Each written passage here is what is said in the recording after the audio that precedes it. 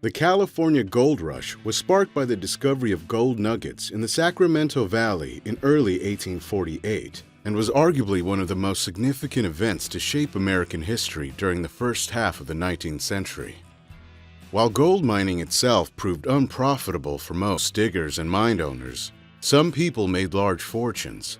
The resulting increase in world's gold supply stimulated global trade and investment. Gold rushes helped spur waves of immigration that often led to the permanent settlement of new regions. The first gold rushes occurred as early as the times of the Roman Empire. On January 24, 1848, James W. Marshall, a carpenter originally from New Jersey, found flakes of gold in the American River at the base of the Sierra Nevada mountains near Coloma, California. At the time, Marshall was working to build a water-powered sawmill owned by John Sutter, a German-born Swiss citizen and a founder of colony of New Switzerland, which would later become the city of Sacramento.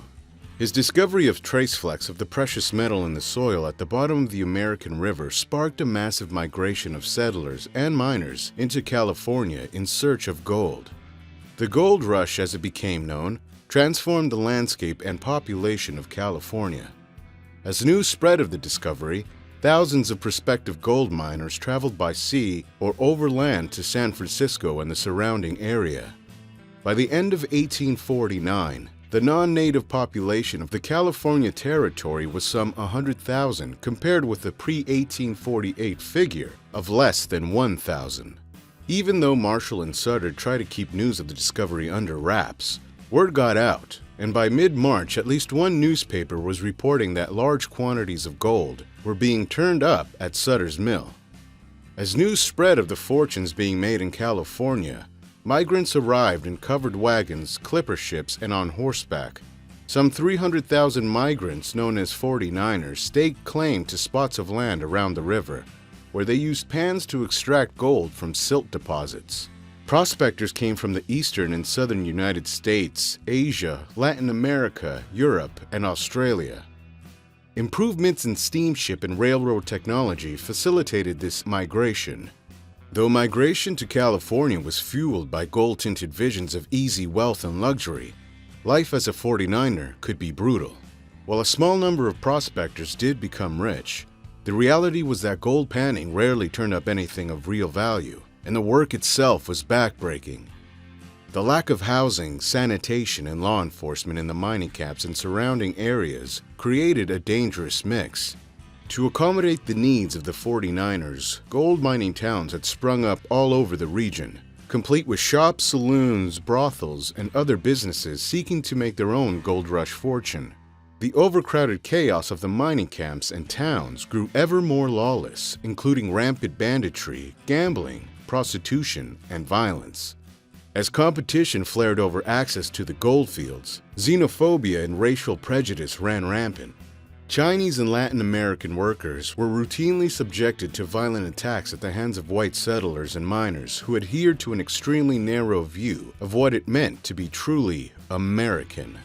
As agriculture and ranching expanded to meet the needs of hundreds of thousands of new settlers, white settlers' violence toward Native Americans intensified. Peter Hardman Burnett, the first governor of California, openly declared his contempt for the native population and demanded its immediate removal or extinction. Under Burnett's leadership, the state of California paid bounties to white settlers in exchange for Indian scalps.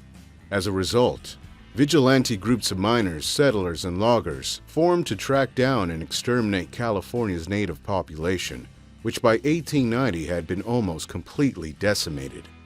After 1850, the surface gold in California largely disappeared, even as miners continued to arrive.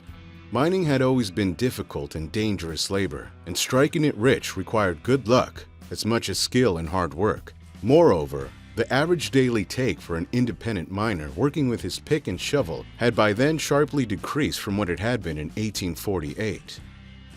As gold became more and more difficult to reach, the growing industrialization of mining drove more and more miners from independence into wage labor. An astounding amount of gold was pulled from the ground during the California gold rush. In 1852, the take for the year was 80 million, which is $3.5 billion in 2021. The total take declined gradually, leveling off to around $45 million per year by 1857. However, settlement in California continued, and by the end of the decade, the state's population was 380,000. The environmental impact of the new mining methods and the population boom in the wake of the California gold rush permanently altered the landscape of California.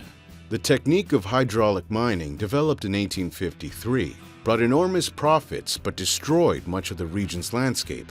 Dams designed to supply water to mine sites in summer altered the course of rivers away from farmland, while sediment from mines clogged others.